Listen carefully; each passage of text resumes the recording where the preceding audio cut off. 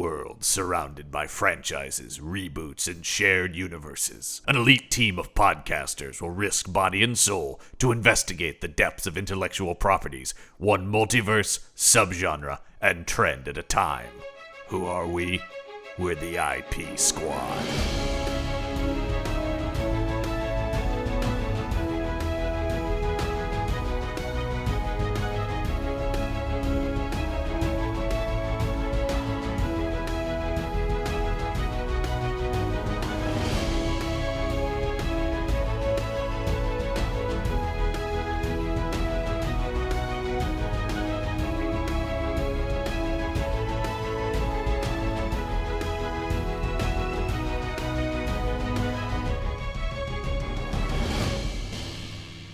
Welcome back to the IP Squad and our ongoing investigation into films based on pulp and comic strip heroes. I'm John Campbell. My partners, as always, for this investigation, it's the Jones Boys. Reporting for duty. Jeez. Let me tell you something, Captain. All right. Specs, he thought I don't know if we can work together anymore. We were outside the precinct, and I got like just a slice of Mott's, slice of pie. Yeah. And I ate, what I ate? I don't eat crusts, Yeah. I throw it on the ground. Yeah. And Specs over here takes his umbrella, the end of the umbrella. It wasn't even raining. Sun out. Yeah. And he sticks it in the crust and holds it up to my face. Okay. Well, what is that supposed to mean? It means that, once again, you fell asleep watching The Odd Couple. Dun, dun, dun, dun, dun, dun, dun, dun. Yeah. Can these two coexist without killing each other? Oh, my God. Yeah. Let's get past the opening skit. I can't wait to get to the Odd Couple season of IP Squad, and we have to do. Oh, boy. Yeah. Oh, Then we have to watch the Odd Couple 2. A You know what would be classic. awesome? Is if IP Squad was a cop show or a film. Yeah. I like the idea that we, as the detectives who are on or off the book, we would probably end up on the front page of the newspapers, like in Tango and Like Cash. in Tango, this is my favorite thing in Tango. where and they Cash. become celebrity. Like Tango does it cops. again. Yeah. Yeah. It's like I live in a big enough city. I've also lived in LA. I don't remember seeing like names of detectives. I don't know splashed any, on the the front name. page. Yeah, I don't know the name of any Portland police detective. Nope. And No. let's hope you never do. No. Oh, John. They know you, though. Well, They know you. they have Buddy, to. I have to report watch to them. your back, as pal. you know. So, No, he hasn't left that apartment for like 4 days. yeah. Someone He only should goes over maybe to we his should old do a church welfare check. occasionally to do a little. Do a welfare Make 'em up. check on it. I don't know Well, what's going on. we should do a welfare check because last night I fired up one of the biggest bombs in the history Uh-oh. of cinema. That's right, folks. This is kind of we had that little trilogy I said, sort of mini trilogy of the 90s, your Shadow, your Dick Tracy Shadow Phantom sort of loose trilogy. Now we're entering Disney's big gambles that don't pay off two-parter. Because we're back-to-back movies that they spent a fortune on and basically almost destroyed them. Oh, wow. So we're doing Tomorrowland next week? Based on that famous pulp series, Tomorrowland. The famous Tomorrowland pulp series? I actually will defend Tomorrowland, but that's for a different episode. I really like Tomorrowland, All right. actually. But Okay. but- Well, then you are then you will understand that when you say one of the biggest bombs of cinematic history, Correct. it is, but it's yeah. simply financially. Yeah, and tepid critical reaction, I would say, not an overwhelmingly negative. It was critical reaction based on how much they spent, though, like Ishtar, like Waterworld, like so many that we could name. This thing once had the a lot entertainment working. journalism became journalism. This movie had a lot working against it long before it came out. It certainly would have been a challenge. And for those of you who are not aware, we are talking about John Carter. From 2012. I think this was what the Mayan calendar actually predicted. They were talking about the release of John Carter. They said Disney shall fall. No, I think it's Well, yeah. And off of our new podcast. what the let Mayans me predicted? step in to give context. Let's back up though. This movie's in 2012. Brendan, you're as Robin always says, you're the bookworm of the show. Take us back. Max. And actually, my knowledge of this backstory stuff does actually impact how much I like this movie. So I'll just say that up front. And here's something that's kind of interesting. Literally, 2012, that's really perfect. The character was created in 1912. So literally, what a nice little thing. Finally. This is the earliest IP we're talking about. This is, this is. Because Zorro, I think, was before this. No, Zorro was not before this. Also, Zorro was about 7 years after. We're also not covering Zorro this season. Yeah, so. We're not covering Zorro in that. I did think about that. I was Zorro will have its own would be season. Close, but no. The Curse of Capistrano, the first Zorro thing, was like years after this. So here's the thing. Edgar Rice Burroughs. I love this. This is something that seems totally bizarro world. In his 30s, he was basically not able to support his family doing a real job, which was wholesaling pencil sharpeners. And business. He was like an office guy, and he was in a stationery type business, so he had lots of paper and pencils, and in his spare time he was writing little stories.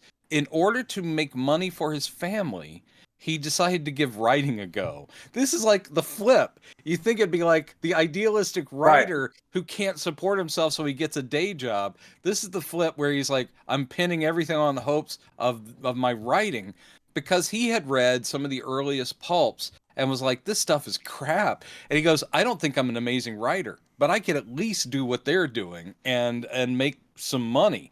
So he started putting together this thing, and almost he's not the first person to do it, but almost completely started the genre of what they call the planetary romance, which is early sci-fi, which is essentially just fantasy action adventure stuff where you include a planet, or someone has traveled to another world. It's a lot of fish out of water. I just like now with more planet. And so, yeah, I mean, there'd been some French folks who'd done it before, and obviously you had, H.G. Wells and Verne, and they're like, I'm on Venus and I'm doing something. Journey to the Moon. But the swashbuckling thing, the pulp nature of it was very much Edgar Rice Burroughs going like, well, this is what sells. So he basically created John Carter as his first big creation. However, what always blows me away, the same year that he sells his first John Carter, he comes up with Tarzan. So 1912, he created both John Carter and Tarzan. Wow! Obviously, Tarzan was the biggest hit, the bigger hit. But I mean, how many John Tarzan Carter, movies are there? And I believe this is the only John Carter movie. Which is crazy. Built in with the property, you've got to have a lot of money, to realize all the fantastical. That's a big thing, and obviously he's not writing for the screen anyway. It's all imagination. It's all on the page, so none of that's even factoring in. One of the pieces of IMDb trivia is from the first thought of adapting this to when this came out is the longest development of any property adaptation, because it was 1939. It has a long 39 history was the of first actually time, some really amazing people who had some really amazing ideas to create a John Carter film or property. I do wish Harryhausen had done it. That would have been cool. Well, sure. Or the Bob Clampett animated version, the very first thing, which if his version had fully been finished, because he did tests and everything, and they had a script. If it had been finished, it would have been the first animated feature before Snow White. So, but it didn't happen. So anyway, John Carter, essentially, Edgar Rice Burroughs is studied, but it's more about the impact of what he did. No one ever claimed the guy's a brilliant writer. He had a huge imagination, but he was writing full-on pulp with no apologies. So you look at his stuff, and he came up with the basic cool idea, and he just kept replicating it, because Tarzan's similar. And then, of course, literally, he had his Venus books and all these various variations, but it's always fish out of water. In this case, a Confederate, ex-Confederate soldier ends up body transferred to Mars, and all of his information about Mars, all of his early sci-fi takes, are all based on Lowell, the astronomer who basically influenced a lot of early sci-fi writings with his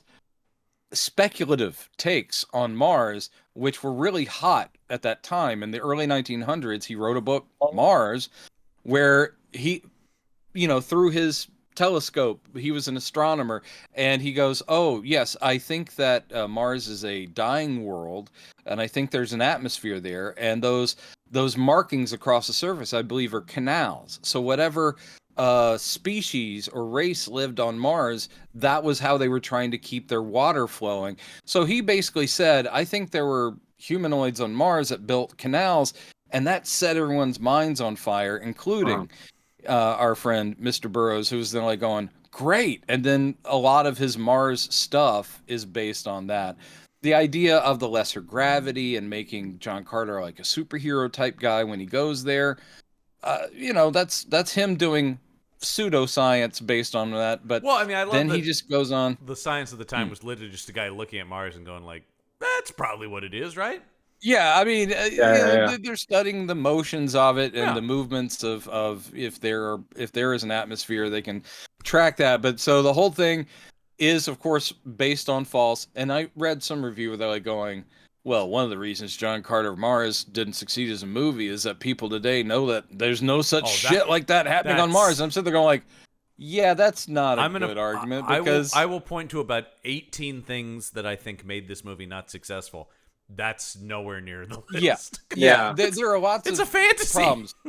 But yes, it's a fantasy is the thing that's like, just buy in. Yeah. So anyway, those books were successful, and the John Carter books influenced everybody who ever went into science fiction from that point on, including I mean, Ray Bradbury and Isaac Asimov read Burroughs. They loved that stuff. And so, I mean, it had an impact. And clearly what they'll talk about and what we'll get into later is the idea of, well, if you are the originator, but you don't hit the mass populace of years later, and then they try to do it justice, everyone will accuse it of being rehash. And you're like, it's not rehash, it's the original hash.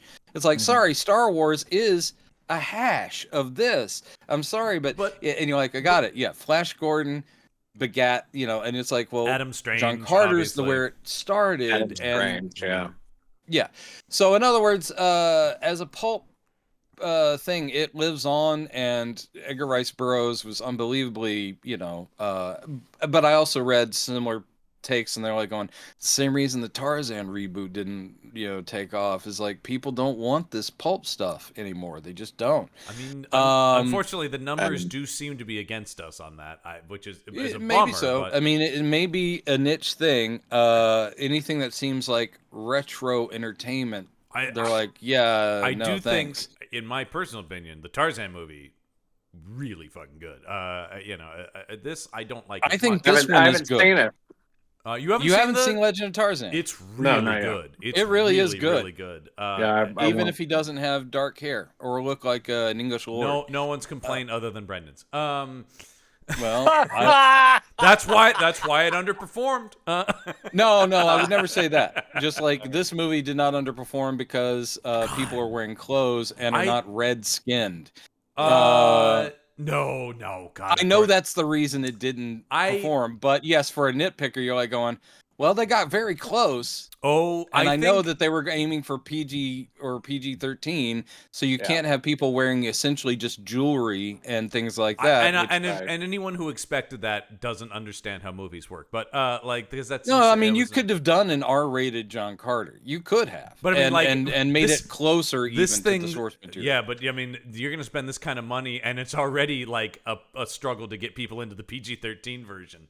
Nobody's coming to the it R-rated better be version. The Matrix in that it shows people things they've literally never seen before in a film. That's the thing, actually, it kind of does. I think the design of this movie. I mean, in other words, it is the aesthetic they put a lot of work into. Oh but no, we're not there. We're not no there. one's Yet. phoning it in on this thing. No. Yeah, no let me just wrap up here. So anyway, yes, influential, big, historic. This is the only one we're probably ever gonna get.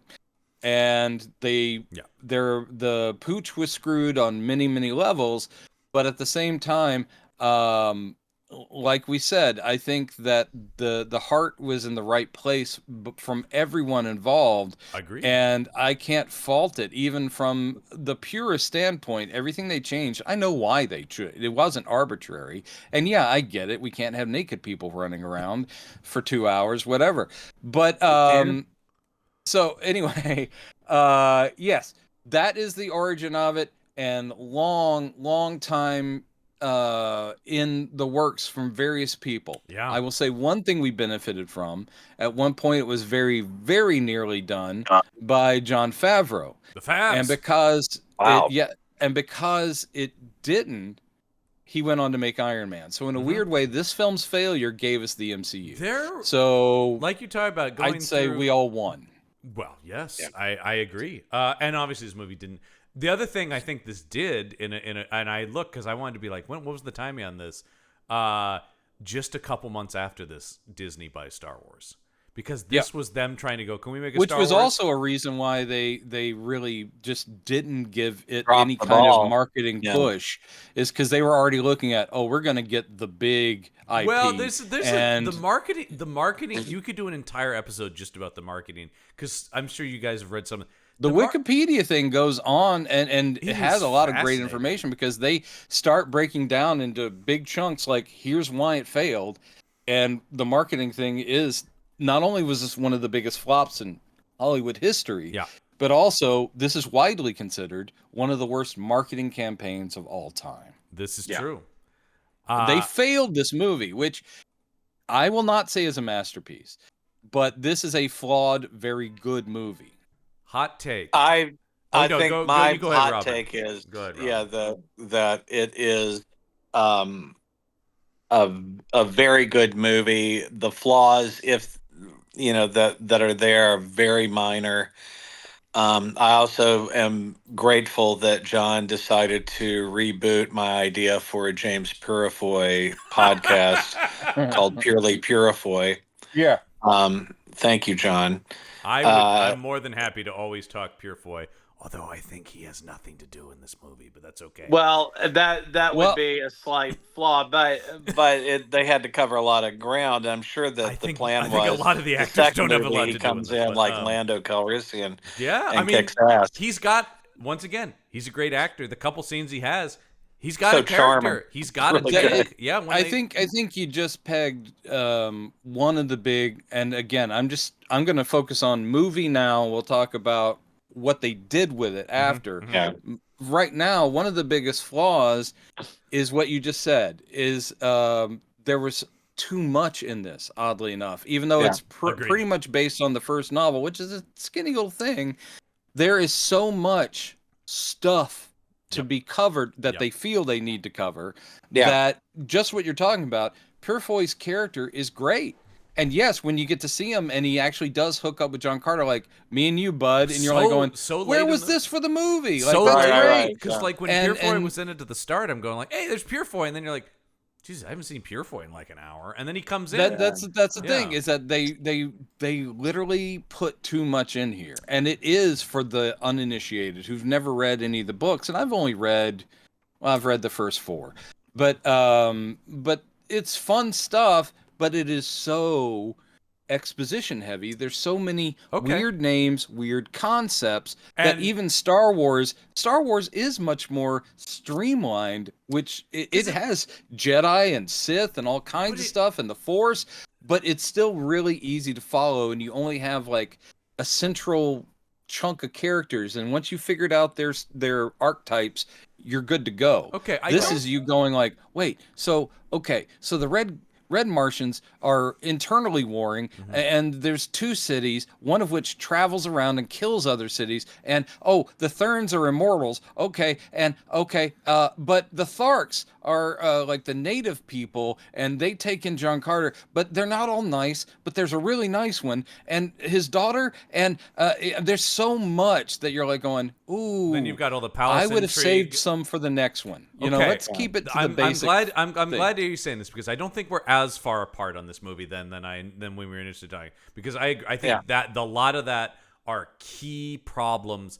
And this is my hot take. I guess hot take. I mean, I'm sorry, Robin, to steal your hot takes. Yeah, I'm gonna. They could have marked. I agree. This movie is horribly marketed. This movie was doomed. I don't think this movie is an appeal I'll say this, for the amount of money they spent on it, which is anywhere between $250 and $280 million budget, is what I've seen. Right. Before marketing. So that for that kind of money, you need a 4-quadrant hit. Grandma needs to love the movie.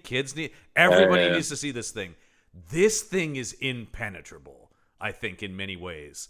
Not that it, but it could have. But the way they present it, I think this movie is so dense. And honestly, I'm not as hot on this movie in general as you guys. I think this movie's pretty boring. No. Wow. That's my hot. I found this thing in. To be pretty dull. All right, so I thought it the was first not time, and I looking thought it forward again to last watching night. this because I'd seen it several years ago. Yeah. I could barely remember it. Same here. And what I remembered was it kind of bored me, except for some sequences in it. That's interesting. And I watched I the it same opinion, yesterday, maybe the day before, and I was blown away by how much I enjoyed it. Like, really dug everything in it, including the Dances with Wolves beginning of it, kind of, and the Bryan Cranston scenes. Everybody. Nobody's phoning it in. Everybody's there. They understand the assignment. The kid from Friday Night Lights, a show I've never watched, was really great. Oh, interesting. The woman who ends up being Doja, or whatever her name is. Deja Thoris. Deja Thoris, who I guess her career was just killed in this. The latest thing she's done is some Christian movie that was barely related. She had a few. She fits into a lot of the female leads we've talked about in this show, where it's like, and actually I would say both of the leads of this movie had this thing where they both got a couple shots at bat, and through really no fault of their own necessarily, although I will say I think there was a misunderstanding of what Kitsch's skills are as an actor by Hollywood. But I thought he was solid. I'm not saying we're watching Harrison Ford or something, or young Harrison Ford. But what I'm saying is they were done in by, because she was also the female lead in X-Men Origins Wolverine, which is interesting. He was in that too. But I think like her couple shots at movie stardom, unfortunately, were in movies that had real bad raps, and the fact that his other big starring vehicle was Battleship. They just got destroyed as movie Well, stars. here's the thing: if you are talented, that doesn't necessarily, guarantee your career. Yeah. And so it is about turns at bat. Yeah. And sadly, it's an industry where you can be great in a bad product, and you will still be blamed for the failure of the product. Yeah. So I do think that you get put in jail, and he ended up in 2 movies, one of which is awful, and one of which is this one, which is not awful. I don't think this movie's awful, but was Battleship a huge is unwatchable. bomb. Yeah. And she, she's in movies that were all considered like this should be much bigger. And the X-Men Origins thing was Wolverine, which who wouldn't have taken that? But at that panned. That's the thing, is like I don't blame her for taking that, or this movie. Like, I understand why this she all would makes take sense. these things. No one's. I did read that she fired her representation after this, and I'm sitting there going, "Well, their fault." But the reason was that they basically were trying to get her to shit on the movie. That's fair. And she was not. She was not going to do that. Yeah. She was not going to do that. And actually, no one involved, all the people involved, still praised the director and loved it. And they're like, we're really sorry that people didn't respond, but there's still a real strong sense of pride and loyalty amongst the people who made it. I'm gonna say this. I loved it I enjoyed it as much as I like Sky Captain: The World of Tomorrow. Which a similar thing, which is also a flawed. I don't movie. particularly love that movie. Head over to our Patreon. Hear us talk about that. But I do think reading Andrew Stanton, who was the director of this movie, we'll talk about him obviously. But I think he's pretty realistic about. He doesn't shit on the movie, but I think he's pretty realistic about I spent a lot, but also, and what I would say too, in his defense, they gave him that check. And they didn't spend it foolishly either. I believe you look at the film and you see every dollar on that screen. It is gorgeous. Agreed. It's just you're never not. My bafflement is amazing. But my bafflement is once again, what is Disney seeing in this? Really, there's a lot of elements in this where I'm going, you really thought this thing was gonna set the world on fire. Because there are so many things that would turn off, particularly a modern audience, starting from, and I've heard a lot of people coming out of the theater saying this, he's a fucking Confederate? I hate him from the jump. Right. He's a villain, and I can never get over that. Yeah. I'm not saying whether that's fair or not, but that was a big reaction. I think it's big buy-in this for day people. and age to not change. You know who else is a Confederate? Jonah Hex. That movie did. And that movie did huge. And that was obviously the big problem. Here's the thing. What Stanton said about that, I don't think that's a huge issue. And I don't think that affected box office. I think that. But here's the thing. They don't lean on that. And what they also show at the very beginning of the movie is the guy's broken. And the whole idea is that he regrets that. He regrets having warred at all. And so, therefore, you go, They don't show him owning slaves or that kind of thing. It's very tricky stuff. The other thing, I mean, even beyond that, not only is he Confederate, but I think the movie, and once again, I think this is, I'm not bagging on the movie itself. I'm talking about just when you're talking about what happened, I'm going, well, it's interesting that you thought, and I'm speaking to Disney when I say you, you thought these things wouldn't blip on people. It's like, you have to have two buy-ins for a modern audience. It's already set in the Old West, and then it jumps. So I'm just saying it's very hard, I think, for a modern audience to ground themselves in this character. And it's not a guy we can super relate to begin with, and then you make him a fish out of water again. Yeah. That's sort of true. Again, I would say, however, he is just another archetype character like any Western figure. And you go, oh, he's a good guy with a gun. And he also knows his way around a sword and a horse. Great. That's all you really need. Because again, I will go back to Star Wars because it's a famous example of something that took genre and then, went places with it.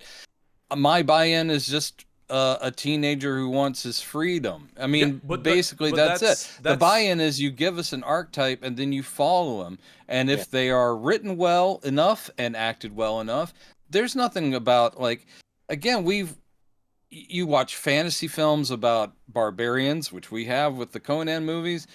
Do I relate to Conan? Not really. Is he a badass? Sure, I'll watch him cleave through people. And I've never been to Samaria. Somehow I can handle it. So again, I don't think setting and era and all that is such an alienating thing.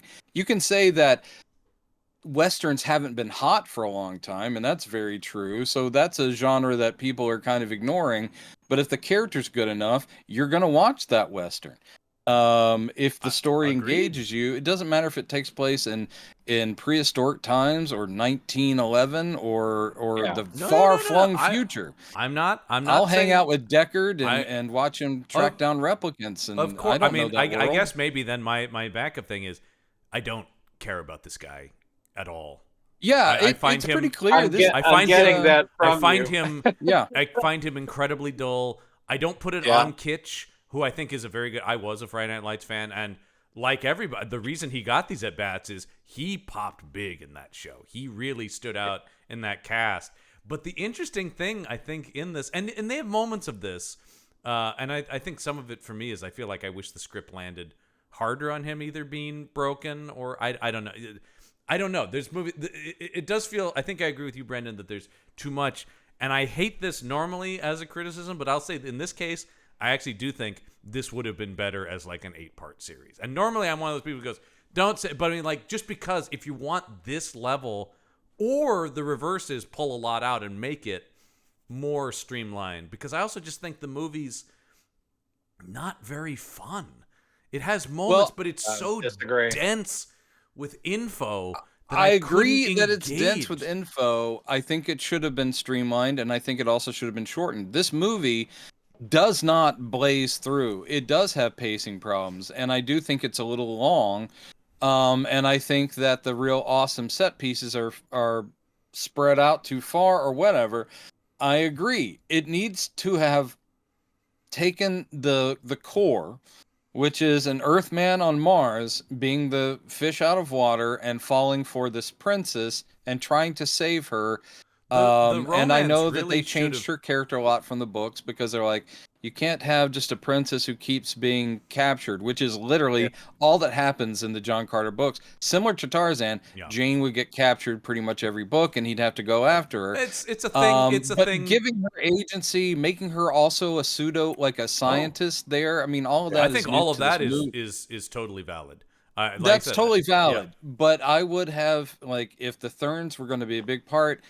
Here's where I'm actually making an argument against being totally faithful to the original source material, because the original source material on the page, it flows better weirdly that way, where you get all this information and you go with it. Here, I would have kept some stuff back and just focused on what is the primary thing. And if it's her and this upcoming marriage that she doesn't want to do, like a political intrigue thing, then keep it there with him, with his Thark buddies, helping her.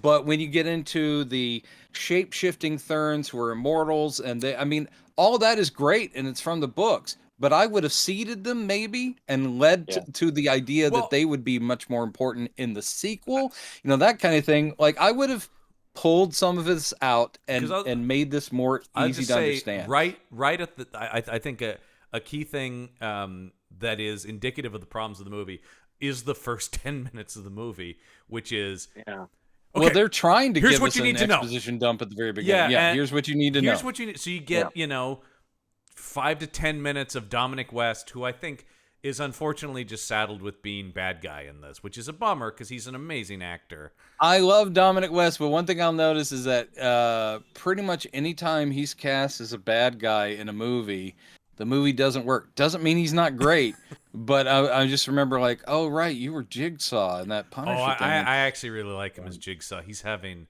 the time of his life, and I wish he had more of that energy in there. I see him do villain roles, and yet it always seems to be in movies that don't deserve it, or it's just like, this isn't working. I think, here he's doing his best. He's he's committed. I'm not saying he's checked out, but I think and especially the beginning of the movie I remember thinking.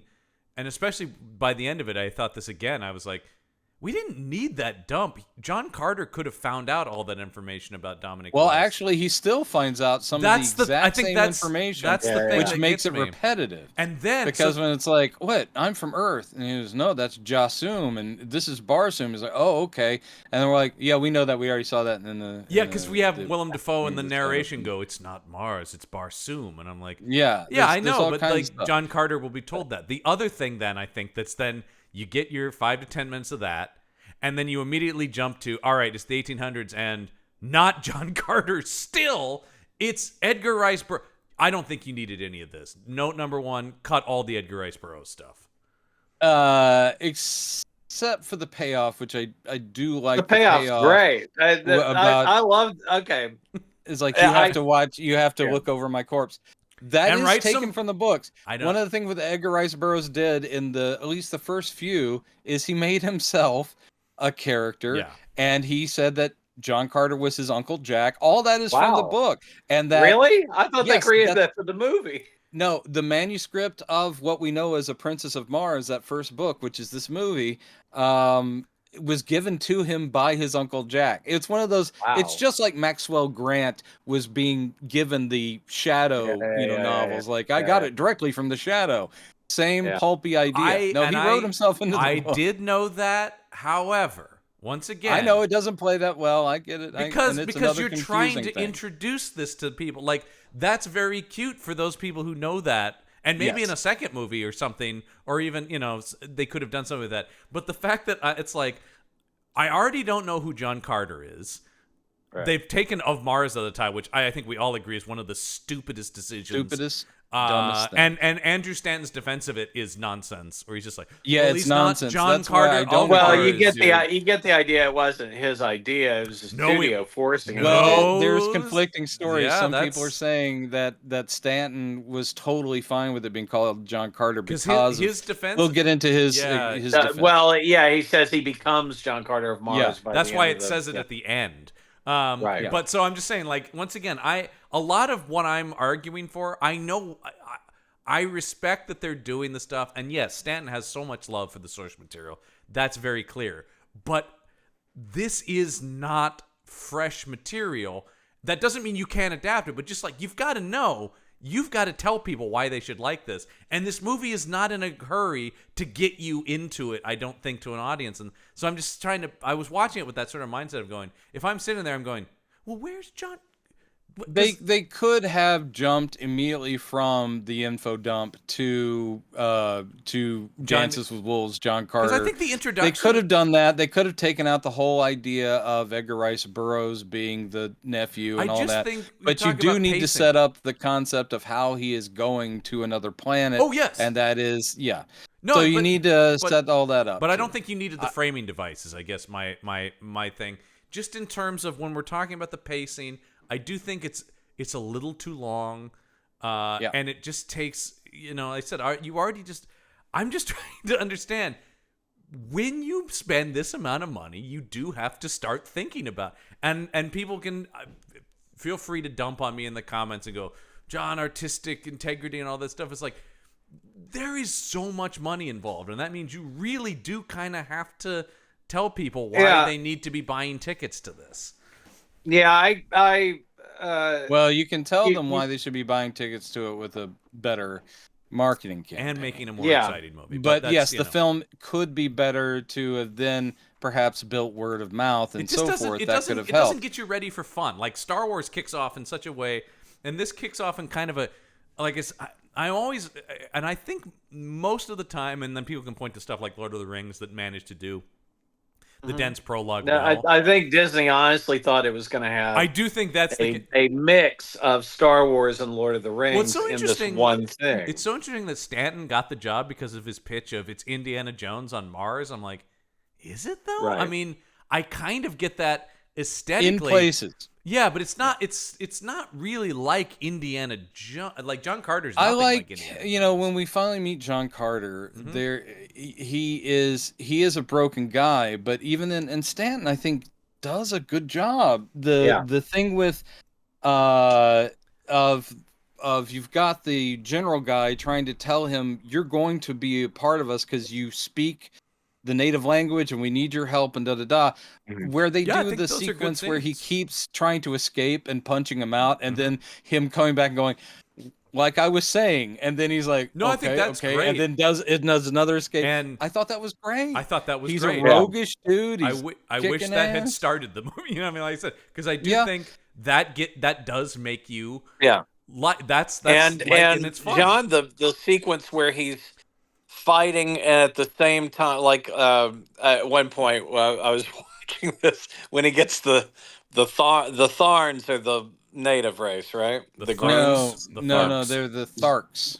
That's another thing too, and that's when he just gets baked the into Tharks that they're to two join Tharks. him in the attack on the wedding. Yeah, and I literally was like, "No prisoners, no prisoners," because it's such a Lawrence of Arabia thing. Yeah. I mean, but again, I love the sequence where he is fighting, and at the same time, they're shifting in a flashback to him having buried his wife and kid. Yeah, that's it's incredible. I just there are great sequences, and that is a great one. Also, because it is doing two things simultaneously, which is giving us emotional backstory, but it's also giving us the pulpy thrill of one man laying waste to an army of alien beasts with a sword. It's like, yeah. So that's a great sequence. Obviously, the arena sequence is great, where you've got the white apes of Mars, and he's like got Superman-ish strength because of he's using the and chain. Thomas Hayden Church gives this great line right of release the other ape. Yeah, the he's like, release the second one. The supporting cast in this movie is crazy good. Like everyone who shows up. I love Defoe. The statement about Defoe took the movie because he's just like, I've never done that. Like mocap. Yeah, I'll do that. Mocap, and I get to walk on stilts. Yeah, he was just was just so fascinated by the acting challenge of like, can I get a performance? Well, here's the thing, no one phones it in. He's a real highlight to me. This is such amazing 3D CG, still to this day. Where we've got the Planet of the Apes movies, which are unbelievable, but this is the early days of that, and it's still when it's doing something different. The performances are so.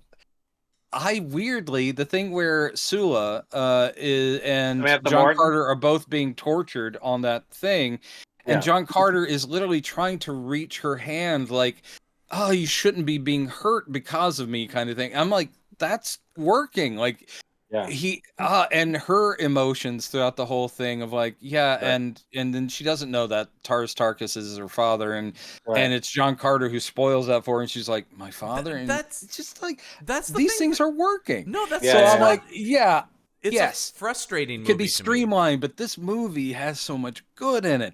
The designs of the ships, the tech, it's not like what you've seen before. It's very interesting. I mean, it isn't. I'll give it to you guys. It is very episodic, but I always wanted to see the next thing. I was just so engaged and enchanted by this. I also just movie. want to see a bunch of naked men and women fighting. Sure. And I no, no, that was I didn't get that.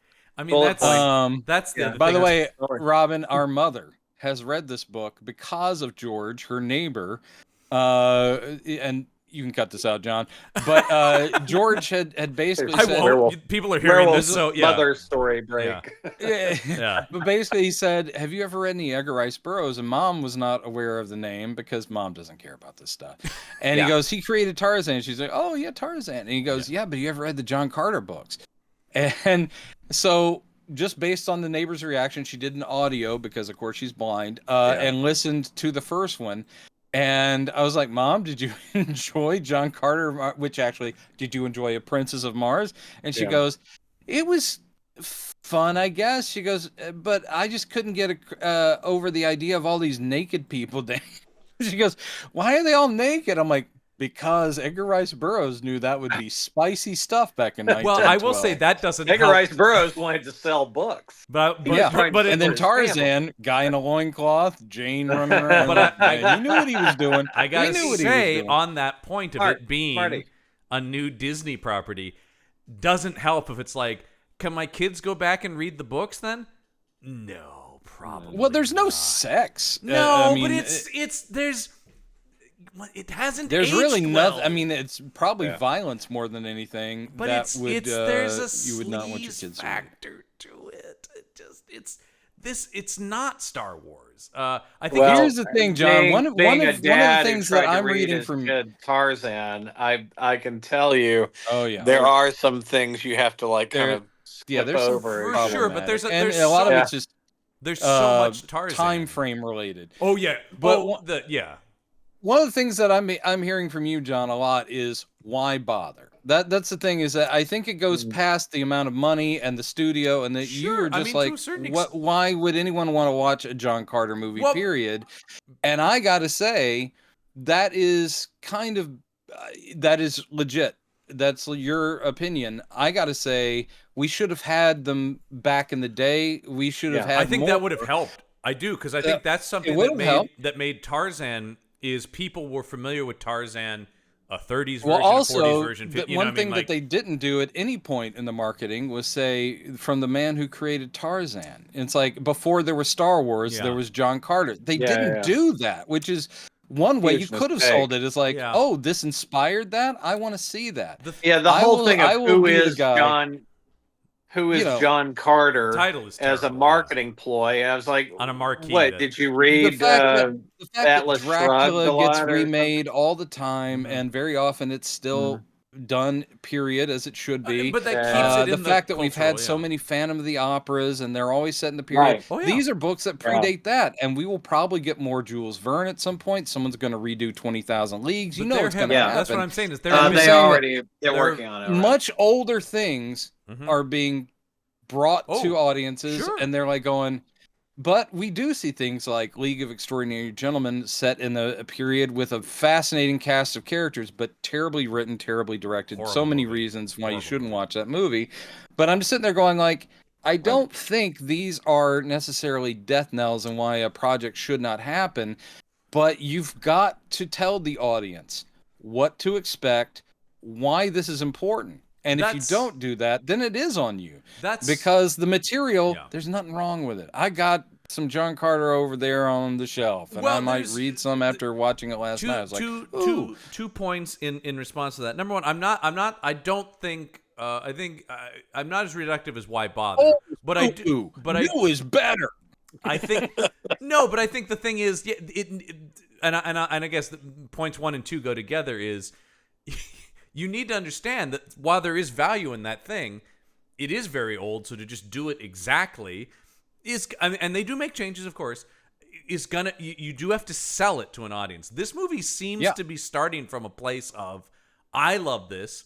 You all obviously must love it too. And it's like, we don't actually know what this is, because unlike Tarzan, the things about you're talking about, they do remake Dracula all the time, which keeps him in the public consciousness. Which keeps him in the public eye. And John Carter is very old stuff, and even if you can intellectually understand as an audience, this inspired Star Wars and Flash Gordon and all that stuff, that doesn't make you feel it. You can still go, this is Star Wars-y to me. And so you have to really argue, like, what is this you have to, as a filmmaker, go, what sets this apart from the stuff it inspired? I think it's an interesting point. I don't know if you saw, there was a quote from when they approached Zemeckis to do this at one point. Right. And he had a quote about it. He goes, why would I do that? George already took all the best parts of it and made Star Wars. Yeah. And I think there's a kernel of truth in that. I do think that I'm not quite as reductive, but I do think there is a thing about, like, things like Flash Gordon, things like Star Wars, even Adam Strange in the comics, took pieces of this and found ways to make them apply to that generation. Yeah. It found a way to reformat this into a way that's like, okay, here's the more... Stanton had to fight to keep, when he was going to come on board, and, I mean, he got Michael Chabon, helping with the script. Michael Chabon. Yeah, I mean, it's, you don't often get a Pulitzer winner on your... But essentially, the thing is that movie. he had to fight to say, I want to keep it there, because they were like, well, I move it up in time and have John Carter be a modern-day guy. Favreau fought with that, too. I know that was a thing he really wanted to keep him. Stanton's like, no, because when he gets there, I need someone who was a cavalryman. It's like, that explains his, knowledge of swords and all this stuff. And it is an irresistible blending of genres, even though some people in their reviews were saying it sounds like a good idea to combine Westerns and sci-fi, but look at all the examples of things that have done that they don't really pay off. A worse movie than this is one made by Favreau, which is Cowboys and Aliens, which I remember being like, what a great idea. I was so excited for that movie because I thought Alien Invasion of the Old West is a killer, and I still think it's a killer idea. I think that movie doesn't work. But I don't think they don't inherently go to. I mean, maybe they don't inherently go together, but I don't think that you couldn't find a way to put them together. I'll tell you something else that I love in general is Harrison Ford playing a bad guy.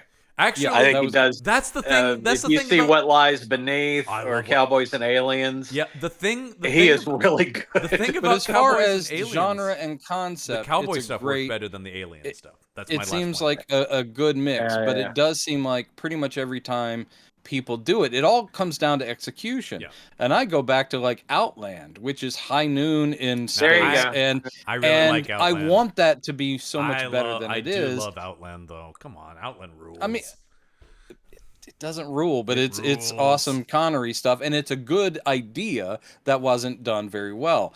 But that kind of and go back to Valley of Gwangi, which isn't really sci-fi, but I mean, I love go the back idea. to Phantom Empire is what I Phantom do. Empire. Exactly. And don't even get me started. I would love to reboot Phantom Empire. Phantom Empire, yes. The concepts are awesome of Yeah. the blending of genres where a Western hero is in a sci-fi setting, or the sci-fi setting itself. And again, that explains my love of Brave Star.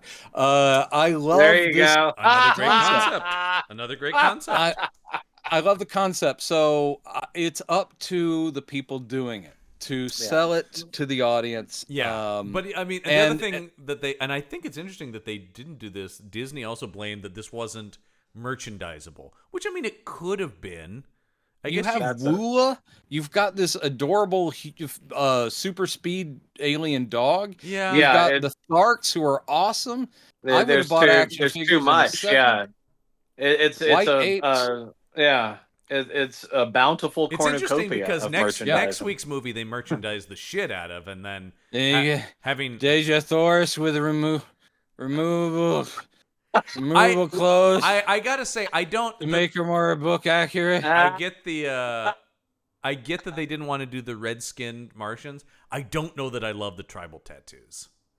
Yeah, I mean, I don't know that that was the best make solution. them red-skinned. What's the point? I mean, you didn't have to be bright red, but we watched Star Trek for decades, and we Guardians. Notice it wasn't red skinned, but there's a red tint. Yeah, they're all very tanned with red tribal markings, and I'm like, well, I'm sorry, just paint them red. Yeah, just paint them red. But I mean, she's still going to be a beautiful woman. I'll tell you what. You're going to have these badass looking dudes. Only they're now painted red. I think they could have come up with a way to do it, but I do think, actually, maybe painting them bright red would have been a better choice because people would have been like red skinned.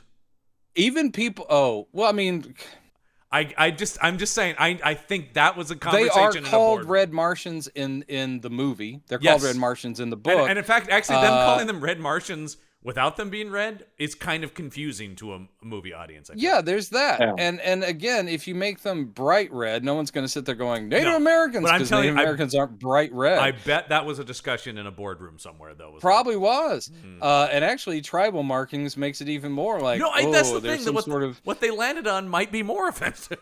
I don't know. So the people who own the comics license also clearly, they haven't decided on definitives either. That's Dynamite has done a lot of Warlord of Mars and John Carter. Deja Thoris even had her own series. I drop in occasionally, read an issue or something, and go, okay, expanding, that's good. But what I notice is, from issue to issue, from creative team to creative team, sometimes the Red Martians are bright red. Yep. Sometimes they're just like in this movie, and you can barely tell the difference between John Carter and them. And I'm like, what's the point? Well, however, Dynamite did do a Tarzan on Barsoom, so that was pretty awesome. John Carter and Tarzan teaming I up. also enjoyed, just for the silliness of John Carter, Warlord of Mars Attacks.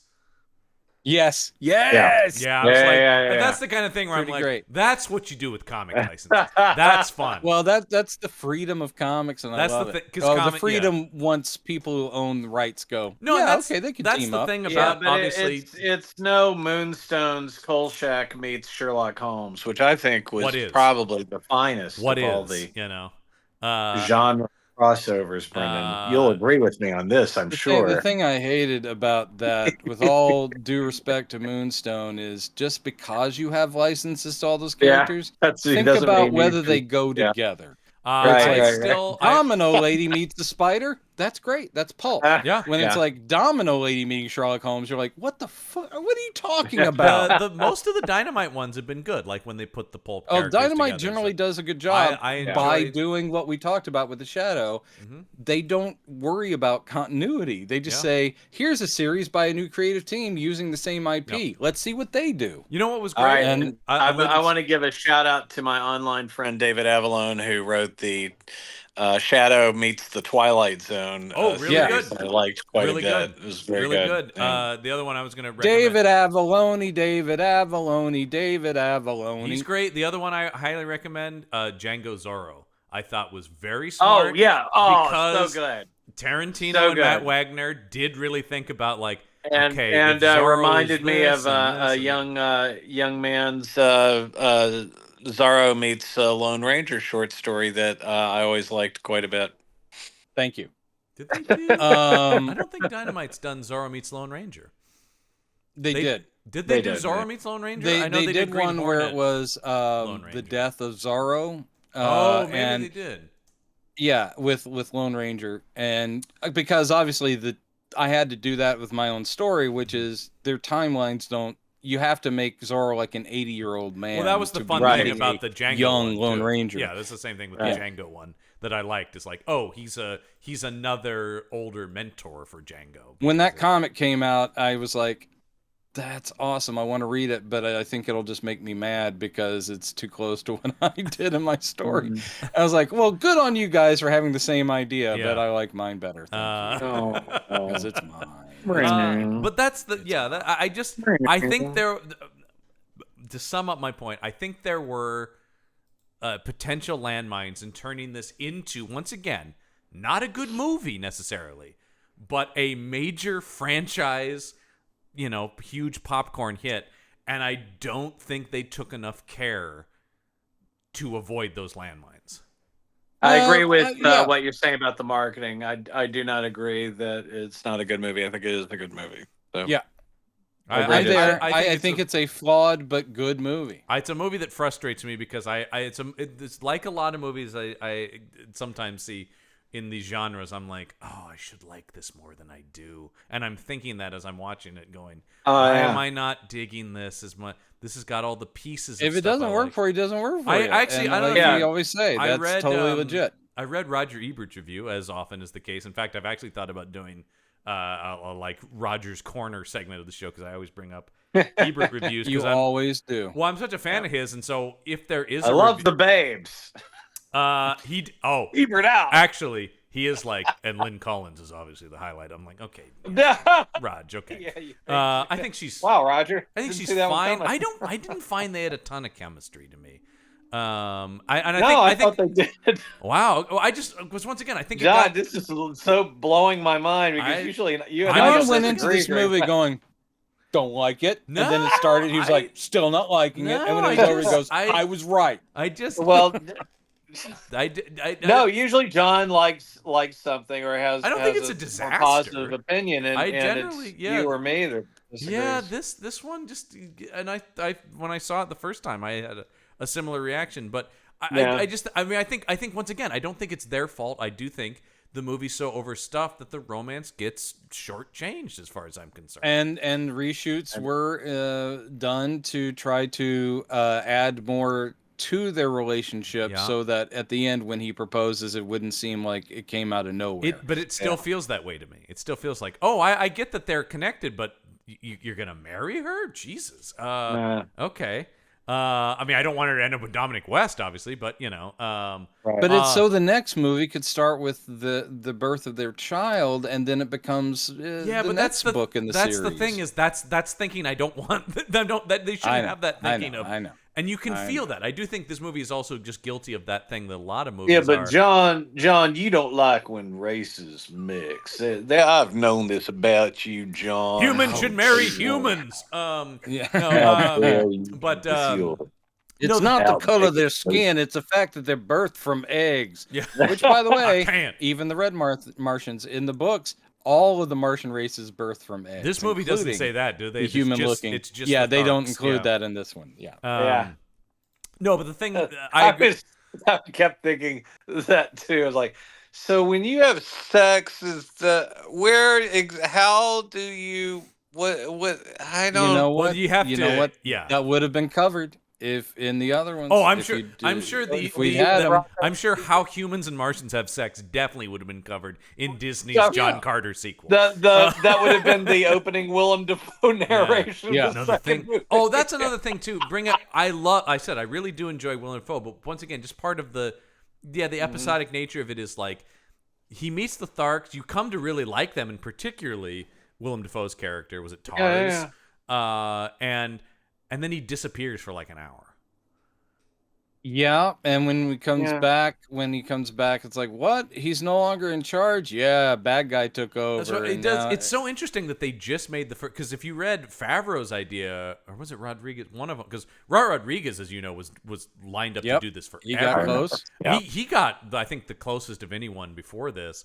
His really fell apart because of his arguments with the DGA about Sin City credits, and that was when it was at Paramount. And once he quit the DGA, they were like, we can't sanction a non-guild director, so we're shutting this thing down. He came damn close to doing this. I think it might have been him, or maybe it was one of those guys' take was they were going to do the first 3 books as one movie. And if this felt overstuffed, that could have been. I mean, I don't know how much it would have been each of them if it would have been like we took this plot element and added it to this. But something that Stanton talked about, he goes, my approach was I wanted to set out and make this a true origin story. And I'm like, that's great, except for it starts from the thinking of, no, save that for the sequel. You know, it's like, that's Hollywood blockbuster thinking that I think at this time was troublesome. Yeah. For as much as he includes, it's also like it sort of feels like he's holding a lot back too. I think this is a flaw. But anyway, the Ebert point that I got, he had a similar reaction to me of like, I like all the pieces of this. I just wish I cared more. His big thing he couldn't get past was, why are they using swords? They have laser guns. And he goes, why are there lightsabers when you have blasters? But lightsabers are, if properly used, more effective than blasters, conceivably. The swords are like energy swords and John Carter. Essentially, it's close in fighting versus distance fighting. Right. And obviously, a sword is for the. I have no issue with that because it's just part of the aesthetic of the swashbuckler. Without the sword, you don't get to see him literally carve his way up out of a white ape and come out of its guts covered in blue blood. Well, that is one of the moments Loved that rules. it. That rules. That's a great so shot. Great. That's the thing. It's like that's why I'm saying I'm more frustrated by this movie. Yeah. I wish I loved it more because there are parts where I'm like, that's cool.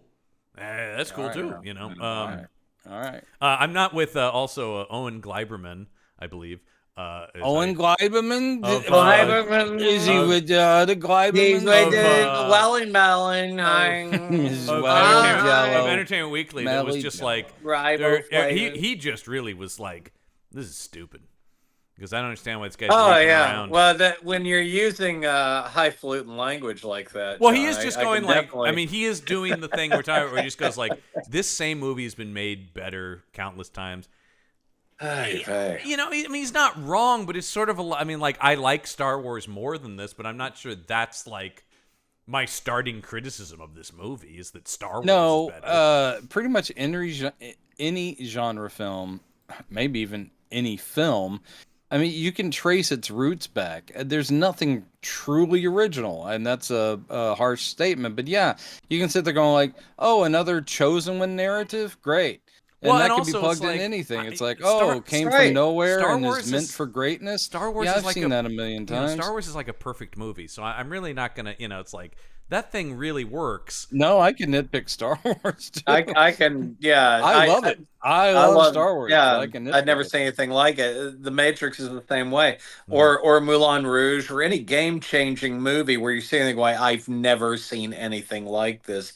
It doesn't mean that there's not stuff that But I guess what I'm saying is kind of to Zemeckis' point is it really boiled a lot of stuff down in the genre in a way that was so effective, obviously, and why it was so successful, that I get why it's like, well, this isn't Star Wars. It's like, yeah, but I mean, it's kind of an unfair comparison, right? It's sort of like, Jesus Christ, if like any space opera movie comes out and you're like, well, it's not Star Wars, you're like, okay, well, good Lord, what is? I'll put it to you this way: Dr. Phibes Rises Again is not exactly the abominable Dr. Phibes. Yeah, it has its moments, though. But Jesus Christ, it's really good.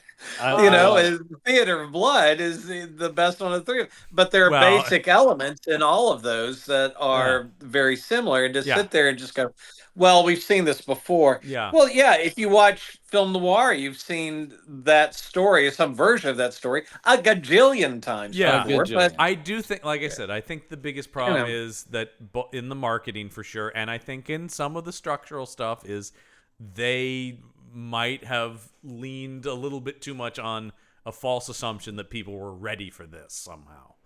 They needed to educate people on what it was and why it was special, and they didn't do that at all. No. And no matter what arguments you can come up with, calling the movie John Carter is the worst thing you could have done. You can. They're like, and we then can't call it marketing a Princess of Mars because no Carter. boys will go. I love Princess that in the title. because when And Rodriguez you're like, was doing Jesus it, Christ. it was John Rodriguez Carter was Mars. like, No one goes to see movies with Mars in the title. They literally said, look at all these movies that have Mars in the title, and look how badly they did. had just put out Mars Needs Moms. Mars Needs Moms. And they were like, and that blew up in our flopped. face.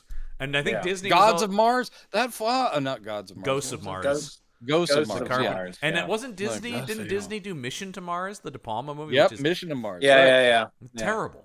Another, hey, let's base a movie off of one of our amusement park rides. It is. And then De Palma said, "I'll do you one better. Let's base this movie on everything I loved about 2001." Yeah, and then I do. It is one of my favorite sections of the De Palma documentary. Though, is him talking about that and just basically being like, I don't know what that. Like, I didn't. He was just like, I thought it'd be interesting to do like a special effects movie, and then I found out I fucking hate making special effects movies. And you're like, of course you do, Brian De Palma. Yes, the marketing was dumb.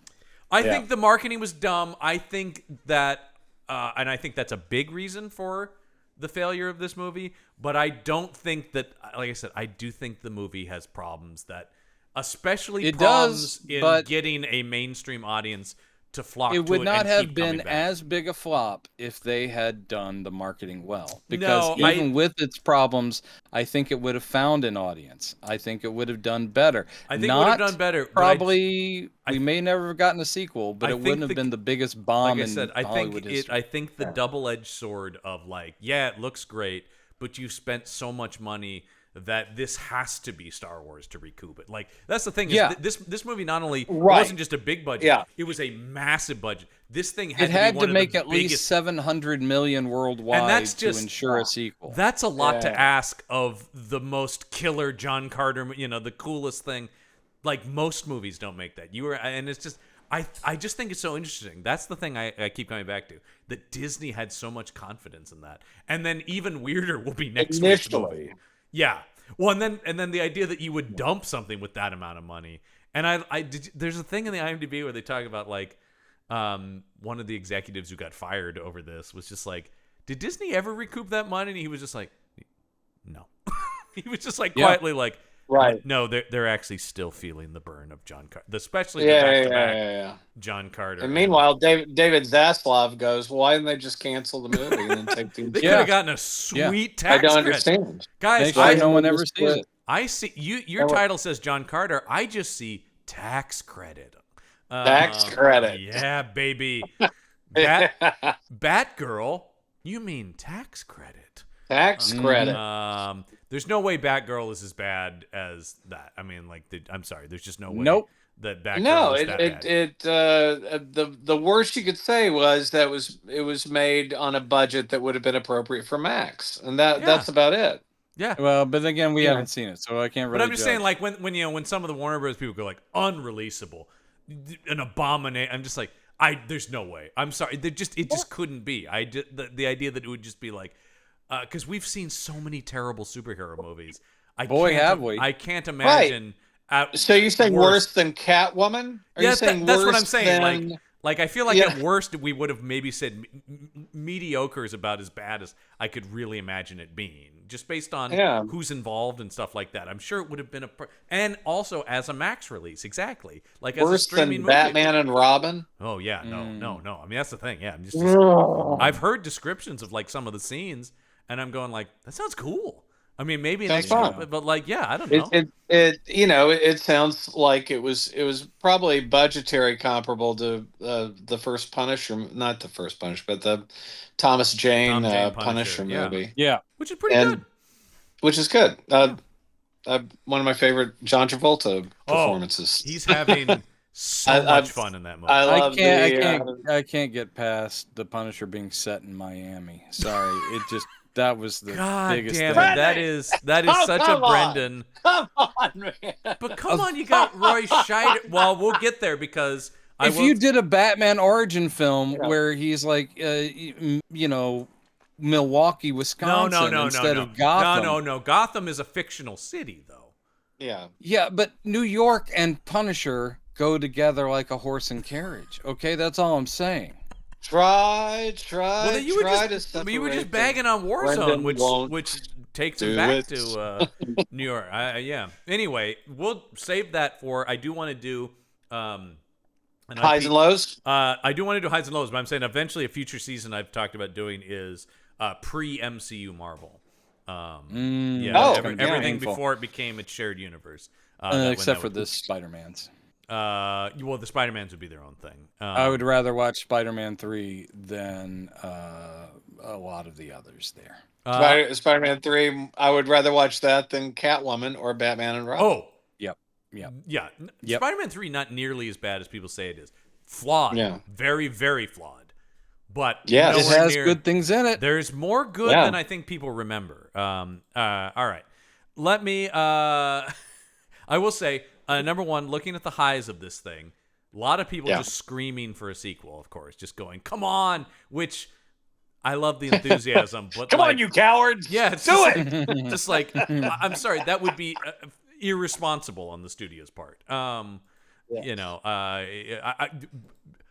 Doing another take on John Carter, I do think as maybe like a streaming series, especially in today's world where we have... That would be good. Nicer there's looking... radiation stink around the character. We'll never see he's done forever.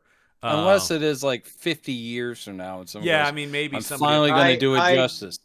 I keep thinking this. I was reading that a lot of critics say, well, 10 years out and it still doesn't work. I was like, I think this is one that's going to be rediscovered. I honestly believe that this will be one that's reevaluated and people will enjoy it a hell of a lot more than they did because purely in the basis of not that many people saw it in the first place. Well, there's that too. I'm not with you there, obviously, but that, I maybe. All right, here we go. Here's from Metacognizant. Wow. Who, once again, in line with this, titles their review Sequel. Okay, that's the title. John Carter is an unjustly dismissed sci-fi masterpiece. Grossly unjustified. What was wrong with it? Specifically, what was wrong? Pacing? It was intense! 3 exclamation points. Coming from someone who uses this word sparingly. This movie was, and this is all caps, epic. I'm almost certain that time will enable objectivity and on your point, Robin. I'm almost certain that time will enable objectivity and objectivity will redeem it from the stinging taint slapped on it due to a predictably simplistic aversion to what is quote-unquote mainstream by film critics. Brendan, you remember that time you got a stinging taint slapped? Do you still feel that pain? That's an unfortunate. Yep, it's there. That's an unfortunate combination of words in this review. Stinging it really taint is. Slap horrifying. Is not a great. If a studio, but a good favorite punk rock label though. Yeah. I think this next sentence is an interesting thing. If a studio other than Disney could have created the same film with half the budget, it would have been heralded as a cinematic achievement within the sci-fi genre. Well, if it was half the budget, it probably would have done. But I don't think the Disney thing. If it's just like, well, yeah, that's how money works. But anyway, but his budget was viewed as ostentatious, and his production studio as childish. Okay, interesting. So it became cool to hate on it before anyone had ever seen it. Like I said, I do think it definitely had a oh boy. Well, and it came out at a weird time, didn't it? It didn't come out in summer. I'm trying to. When did this come out? I need to look. Christmas, maybe. I feel like it was I feel like it was either spring or winter, like in the off. Right. Yeah, March 9th. So that also, I think, not only was there buzz about the budget, but it did sort of end the lack of advertising and the March release. It did sort of feel like even Disney had abandoned it. It was already being Well, they did. it It was was a already new- being slammed based on budget. Yeah. Before it was ever released, And which then- people go in with some sort of bias immediately against it because how dare they spend that much But money on I a agree. movie. I agree with Stanton when he goes like, "I never went over budget. They gave me that much money," and that's why I'm going. Yeah. Agreed. I think that one could argue, from a purely business standpoint, maybe a mistake. But it's not like he was power mad and was spending money that they told him to spend that amount of money. They said it was fine. No, this isn't Michael Cimino in Heaven's Gate. No, it's not like- No. it's Yeah, and the reshoots, like you were talking about, the people are like so extensive reshoots, like those were studio mandated. It wasn't like he was once again insane. Anyway, where was I? Because it became cool to hate it. Okay, who makes something and how much they pay to have it made has nothing to do with the quality of what is actually produced. It may be indicative of quality or lack thereof, but the final product speaks for itself. Reviews of John Carter tell us more about film critics than the critics told us about the film. It was practically perfect. Once again, I think he's incomprehensible plotting. They laid the groundwork for the presumed sequels by deliberately leaving a few questions unanswered, which I hope they still make an answer because I loved this first one. Mars was epic, and then in the end we were reminded the story began on Earth, and the film ends stronger than I could have hoped for. An excellent story, masterfully told on screen. 10 out of 10 stars. Wow. I think there's Oh. validity in there, but he's a little bit like, no notes, perfection, Yeah, right. no, I That's can't- where I have a problem with. I'm not the nitpicker that Brennan is, but I mean, I agree. I agree that it's episodic in nature, where it could have been trimmed and another pass maybe through editing. But having said that, I never noticed the time lag the way that you did, John. And my problem, ultimately, my biggest problem with the whole thing is that it buried Andrew Stanton's live action career, because I think he would have been, as good as Brad Bird. He took the brunt of this, no question. Although he's, he went back to Pixar, obviously, and made the sequel to Finding Nemo. Yeah, Finding Dory. But he's finding his way back through television. He's worked on For All Mankind, and he was one of the main writers on Obi-Wan. So I mean, yeah, so he's still around, and I think that's a smart move for him to be doing. Yeah, he's been directing a lot of good shows. Actually, I'm looking. He's directed some Stranger Things, some Better Call Saul. Oh, he directed on Legion, For All Mankind. He's working on 3 Body Problem over. So I think that's a smart way to do prestige TV. I think Andrew Stans will get another shot at doing a live action movie. I hope so. I always the guy's a good liked him in interviews, and I've of course loved what he's done with Pixar. And, this movie in no way fails on whatever problems it has. I don't go like, this guy doesn't know what he's doing, at all. Yeah. This is, I kept wondering why he was quoting "Hello Dolly" so much in John I Carter. hear that he is preparing a script for Carson of Venus. Okay. Yeah. Oh, look, he's already directed. Are you kidding, Reddit? Are you kidding? Hold on, wait a minute. No. I guess I just love the idea is like, oh, I can do live action, and he goes to another borough. It's like Carson of Venus. I guess not breaking news, because it's, I'm sure, well reported, because on IMDb. He has finished directing another live action feature called In the Blink of an Eye that's in post production right now, with Rashida Jones and Daveed Diggs and Kate McKinnon. So hey, that's a good cast. Wow. Yeah, it's described as a science fiction film of some sort. And then what's this? He's directing Toy Story 5. Man, that's shocking. Christ, Pixar. How far the mighty have fallen. I liked Toy Story 4, though. I don't know. I hope, I it don't worked. I just. Okay. All right, Terrence. Was that the end of his? That was the end of, I his review. And now it's time to get wicked, because, folks, it's going to be hardcore when we get a Where's review. the low? It's going to be a rough. You're going to get a tongue lashing from IMDb user Deadly Pen. Oh, he's Wow. this is the deadliest of pens he wields. The pen is mightier than the sword. I thought that's what the way they described of the three Penn brothers, Sean. Yeah. Sean is pen. the deadliest. They call him the deadly the pen. pen. Yeah, the deadliest pen. Michael's a pushover. Yeah. But watch out for Sean. Yeah. And he titles his review "Fails on Almost Every Level." So Wow. once again, a little bit different opinion here. Wow. And of course, starts from I have read all of the John Carter books many times, both as an impressionable boy and as a more demanding adult. Well, of course he's a more demanding adult. This is Deadly Pen we're talking about. Yeah. So I came to this movie with all the enthusiasm of a fan who has waited a lifetime to see Barsoom on the big screen. I did not expect the script to stick rigidly to the first novel in the series. After all, movies have different rules and perspectives. But I was surprised and disappointed to see that the motion picture merely scratched the surface of E.R. Burroughs' plots and story arcs. As the movie... E.R.? Yeah, I'm just reading this. E.R.? Is that what his friends call him? That? Yeah. But only if their pens are the deadliest. Yeah. As the movie uses the novel's characters, but largely imposes its own motivations and directions upon them. It is pretty pointless attempting to review this movie as an adaptation of any of the books, so I will briefly state that the leading man has all the drive and charisma of a wet noodle. The supporting characters... to review this. However, let me give it a whirl. Well, let me bust out my sharpened deadly pen. Deadly. Yeah, I just sharpened it. It's extra deadly. The supporting characters are just as shallow and likable. Those rendered in CGI are entirely unbelievable as living things. They are manifestly not real. The script is incomprehensible, larded. Oh man, sorry. Larded. Wow. Larded with stilted, stagey dialogue, and too often Yeah. to be rescued by any moderately talented actor who might have slipped past the producer's determination to cast members of the talent challenge community. Burroughs, One might argue that this review is larded as well.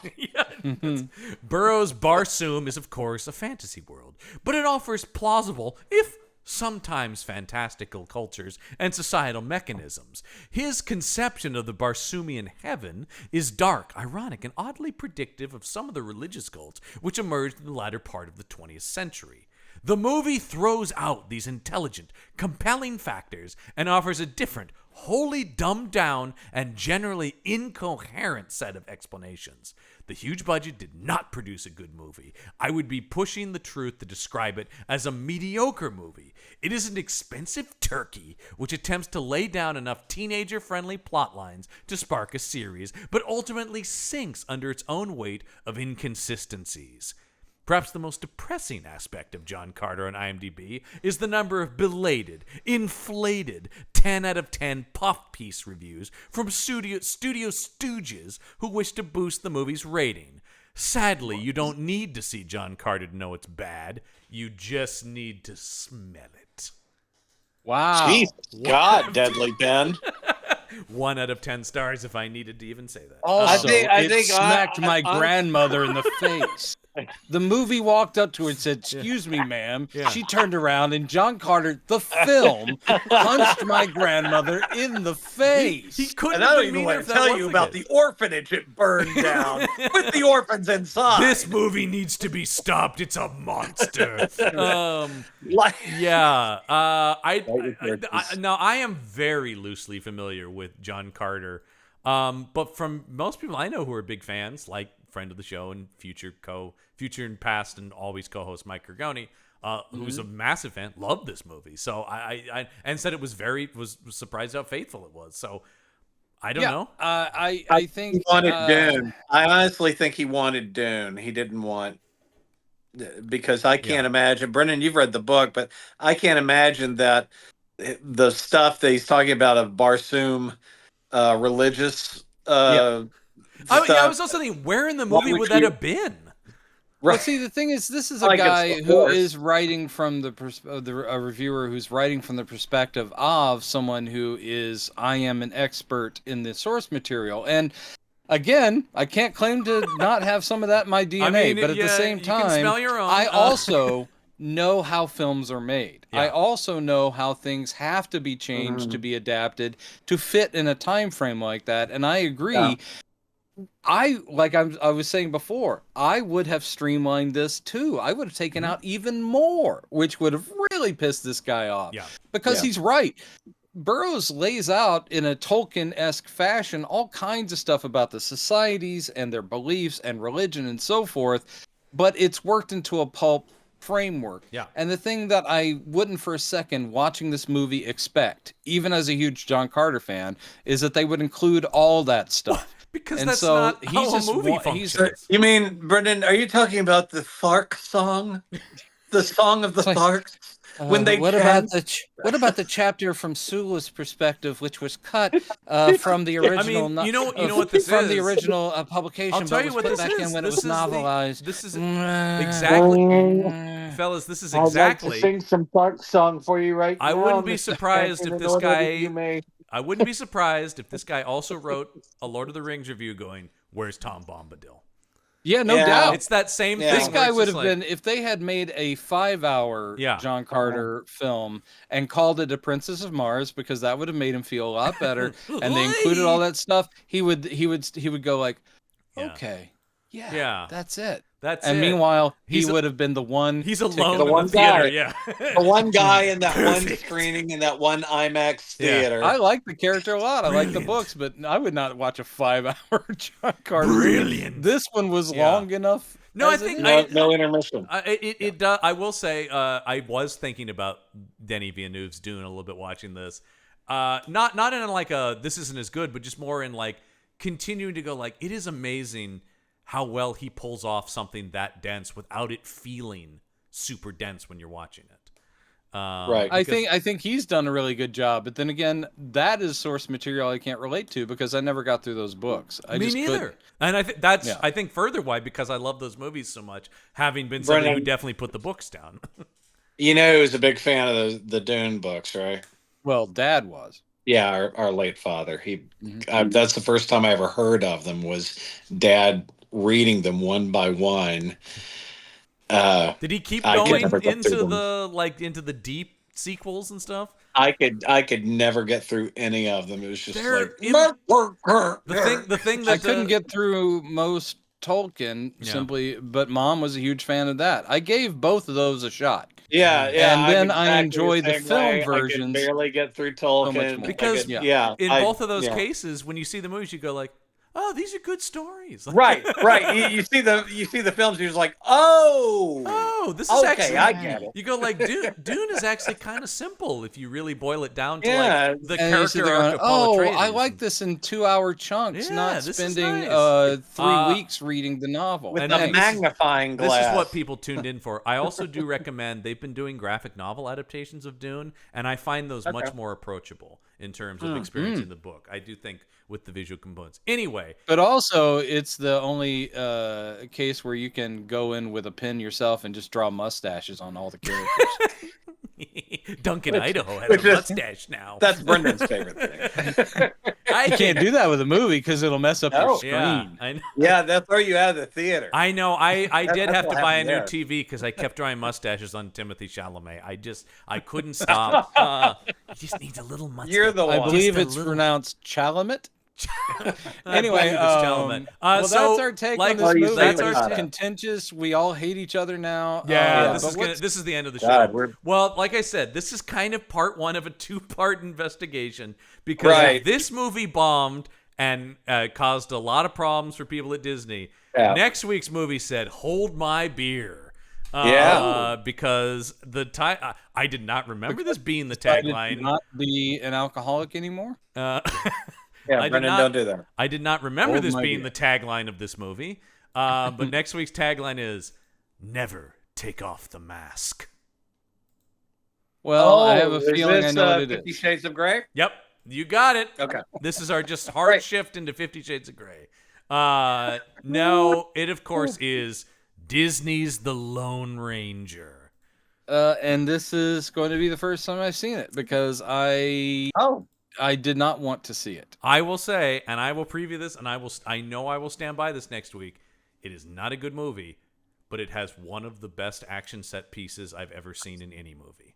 I'm Legitimately. leaning with John on this. It is not a good film, But the third but act, I would fucking rules. also agree, not just one, but several really well done sequences. yeah, and the conception of the frame. Okay, all right, whatever, yeah. whatever, The- whatever. it I'm actually gonna it's watch got it. a, yeah it's but it's just like if you thought this movie was too long and had pacing issues, holy fuck. Oh Next yeah, week's movie. no, Chad is going to make me watch It will, Superman 3, and you guys are going to make me watch The Lone Ranger. It's gonna be a fun week for So- you. I'll tell you this, Brendan.